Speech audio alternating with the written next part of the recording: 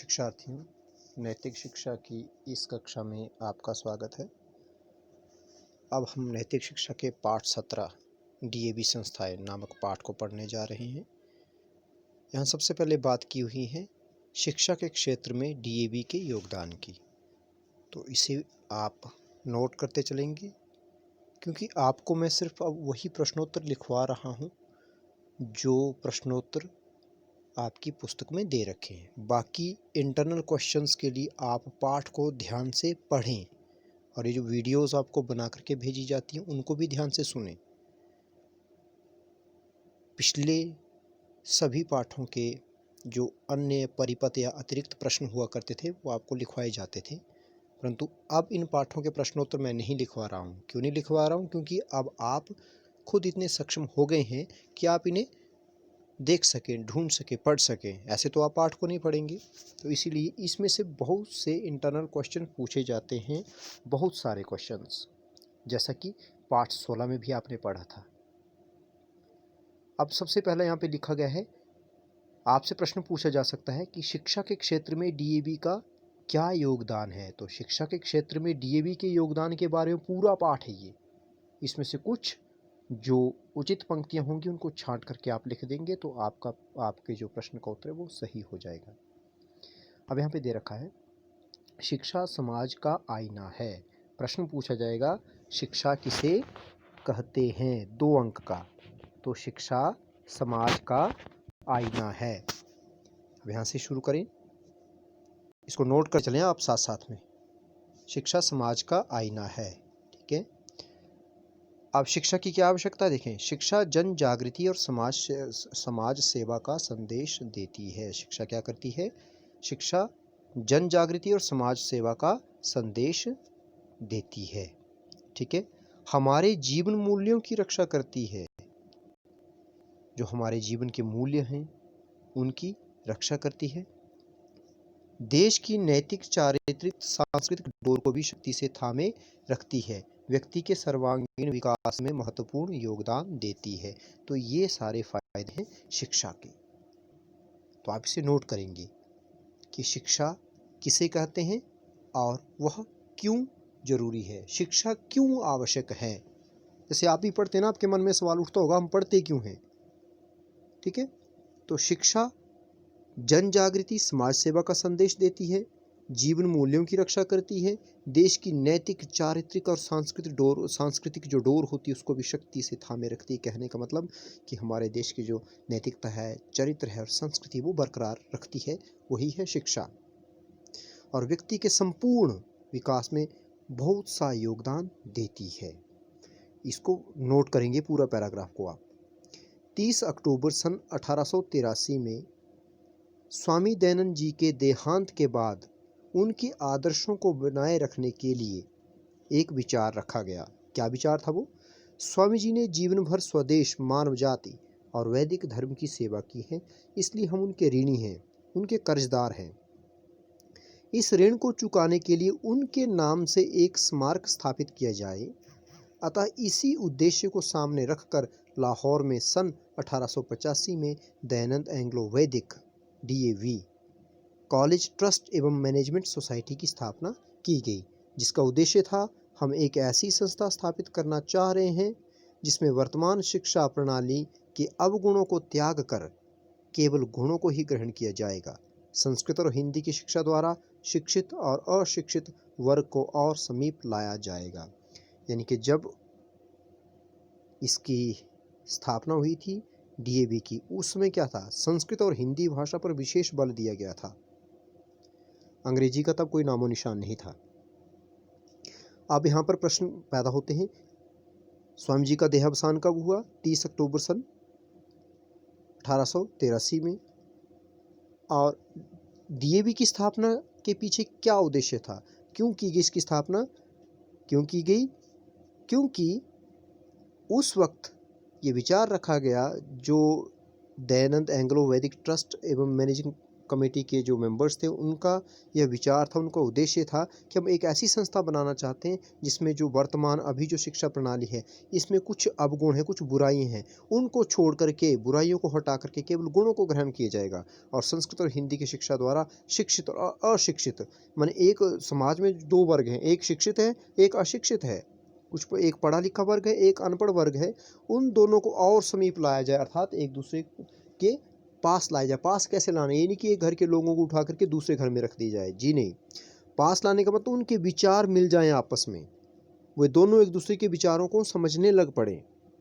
उनके बीच जो एक दूरी हो गई है भाषा संबंधी, उस दूरी को खत्म कर दिया जाए। कई लोगों से हम इसलिए बात नहीं करना चाहते क्योंकि उनकी भाषा हमें समझ नहीं आती, और जो हमारी भाषा को अच्छी तरह से समझता है हम उससे बात करना पसंद करते हैं। तो उस दूरी को समाप्त करना इनका एक मुख्य उद्देश्य था। आपसे प्रश्न पूछा जाएगा कि दयानंद एंग्लो वैदिक कमेटी की स्थापना कब हुई थी, तो सन 1885 में, 1885 में, नोट कर लेना इसको। उन दिनों केवल, अंडरलाइन करना आगे जो मैं पढ़ रहा हूँ, उन दिनों केवल सरकारी तथा ईसाई शिक्षण संस्थाएं ही चलती थी। इन शिक्षण संस्थाओं के पाठ्यक्रम व उनके तरीके से जो कुछ भी पढ़ाया जाता था उसका देश की संस्कृति, माने हमारे देश की संस्कृति, देश प्रेम, हिंदी व संस्कृत भाषा के साथ कोई संबंध नहीं था, इनके कोई लेना देना नहीं था। जो वे पढ़ाते थे उस टाइम, जो उनकी शिक्षण प्रणाली थी वो कैसी थी, वो ऐसी थी कि उसमें हमारे देश की संस्कृति, देश प्रेम, हिंदी और संस्कृत भाषा के साथ कोई लेना देना नहीं होता था। वो अपने ही तौर तरीके से पढ़ाते थे और ना ही वह कोई भारतीय चेतना उत्पन्न करता था। उस शिक्षा से ऐसा नहीं लगता था कि इसमें हमें भारतीय होने का कोई गर्व हो, भारतवर्ष के विषय में कोई बात होती हो। अतः इसीलिए आर्यबंधु ने यह निश्चय किया कि एक ऐसी शिक्षण संस्था खोली जाए जिसमें पूर्व और पश्चिम की भाषाओं को साथ साथ पढ़ाया जाए, माने भारतीय भाषाएं भी हों और विदेशी भाषाएं भी हों, और शिक्षा में भारतीय संस्कृति और विज्ञान, माने साइंस, दोनों का मिला जुला रूप हो। अतः एंग्लो वैदिक डीएवी नामक संस्था इस उद्देश्य को पूरा करती है। अब आपसे पूछा जाता है प्रश्न आगे कि डीएवी को अंग्रेजी माध्यम के पब्लिक स्कूल क्यों खोलने पड़े, तो उसका आंसर है ये, डीएवी को अंग्रेजी माध्यम के पब्लिक स्कूल इसलिए खोलने पड़े क्योंकि उस समय भारत में ईसाई शिक्षण संस्थाएं चलती थी और वो जो कुछ भी पढ़ाती थी उनका देश की संस्कृति, देश प्रेम, हिंदी व संस्कृत भाषा के साथ दूर दूर तक कोई संबंध नहीं था और ना ही वो कोई भारतीय चेतना उत्पन्न करते थे।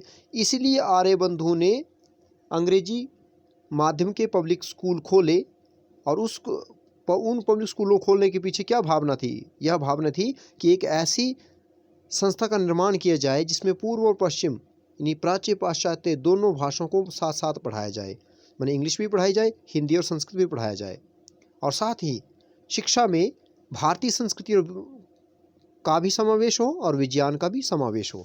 इसलिए उन्हें अंग्रेजी माध्यम के पब्लिक स्कूल खोलने पड़े थे।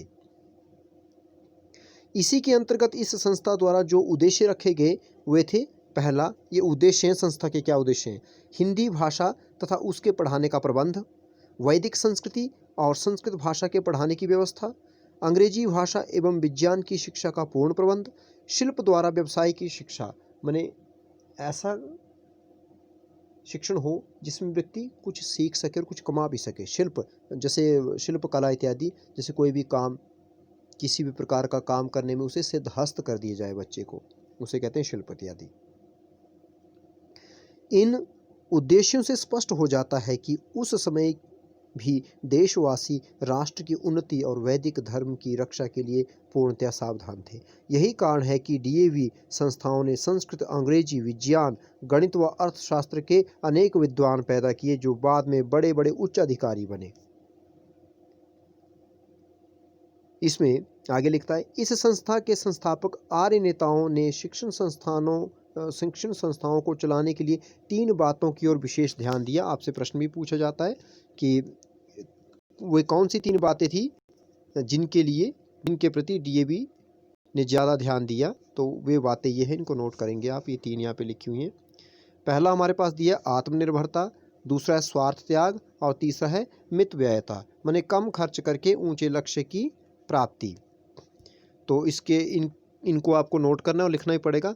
वर्तमान में डीएवी कॉलेज ट्रस्ट एवं मैनेजिंग कमेटी देश की सबसे बड़ी गैर सरकारी स्वावलंबी माने सेल्फ डिपेंडेंट शिक्षण संस्था है। जून 1886 में, अंडरलाइन करें, लाहौर में पहला डीएवी स्कूल और सन 1889 ईस्वी में पहला कॉलेज खोला गया। उसके बाद मतलब कभी भी सरकार से कोई आर्थिक सहायता ना ली गई और इस कार्य के लिए ना तो उस समय और ना ही आज तक कोई सरकार से आर्थिक सहायता नहीं ली गई। अतः यह संस्था पूर्णतः आत्मनिर्भर है।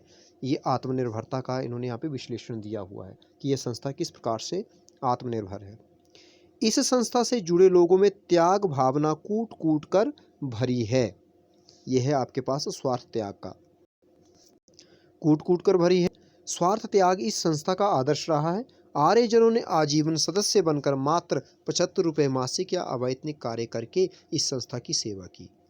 यह संस्था बख्शी रामरत्न, प्रिंसिपल मेहरचंद्र महाजन, पंडित राजाराम व त्यागशील महानुभावों के शिरोमणि कौन महात्मा हंसराज को कभी नहीं भूलेगी। ये भी प्रश्न आपसे पूछा जाता है कि डीएवी संस्था के निर्माण में किन किन महानुभावों का विशेष योगदान रहा। आगे है मितव्ययता। मितव्ययता माने कम खर्च करना। मितव्ययता की दृष्टि से डीएवी संस्थाएं आदर्श मानी जाती हैं।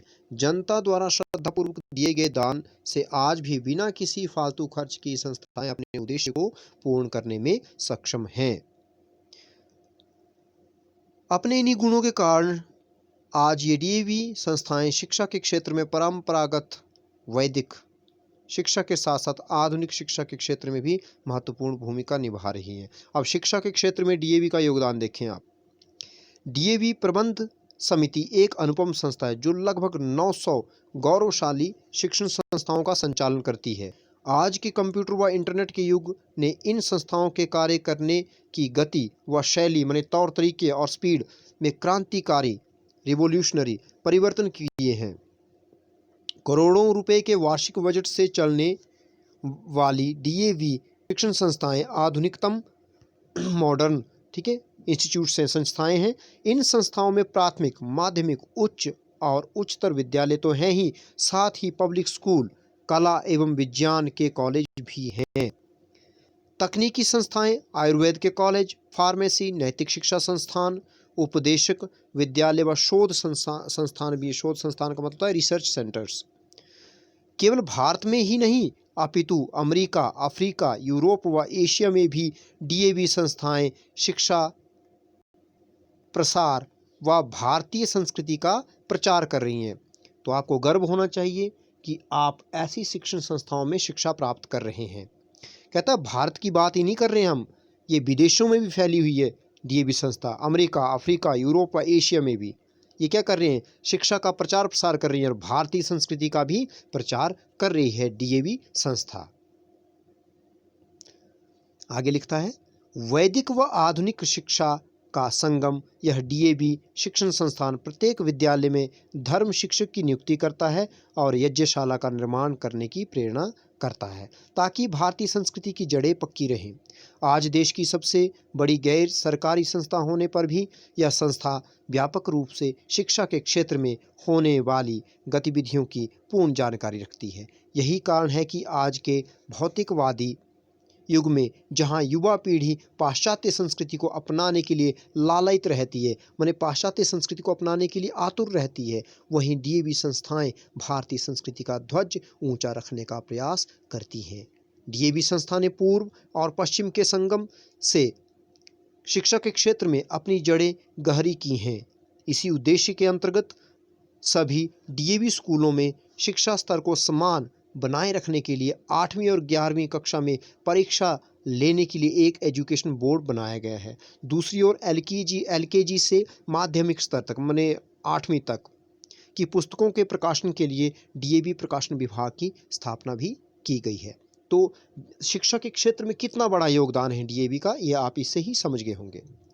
अब आगे भी नोट करेंगे, पेपर में पूछा जाता है प्रश्न ये कि डीएवी ही क्यों, बाकी जगह भी तो पढ़ सकते हैं। तो ये लिखता है शिक्षा किसी भी व्यक्ति को सभ्य और सुसंस्कृत तो बनाती ही है, लेकिन डीएवी शिक्षा व्यक्ति का सर्वांगीण विकास करके उसे जीवन के लिए पूर्णतया सक्षम बनाती है। इसलिए डीएवी शिक्षा अनिवार्य है कि हमें डीएवी शिक्षा हमारे लिए क्यों अनिवार्य है, हमें डीएवी में ही शिक्षा क्यों ग्रहण करनी चाहिए। तो शिक्षा का क्या फ़ायदा है, हमें शिक्षित क्यों होना चाहिए, शिक्षा से क्या अभिप्राय है, इसकी क्या आवश्यकता है। इसमें एक पॉइंट और जोड़ सकते हैं आप कि शिक्षा मनुष्य को सभ्य और सुसंस्कृत बनाती है, माने उसे संस्कारवान बनाती है। यहाँ 3 ही प्रश्न दिए गए हैं, ये तीनों ही मैं आपको लिखवाऊंगा, परंतु इसमें जिन जिन इंटरनल क्वेश्चंस की मैंने चर्चा की है उनके उत्तर भी आपको बताए हैं, उन्हें भी आप नोट करें क्योंकि वे वो भी पेपर में पूछे जाते हैं।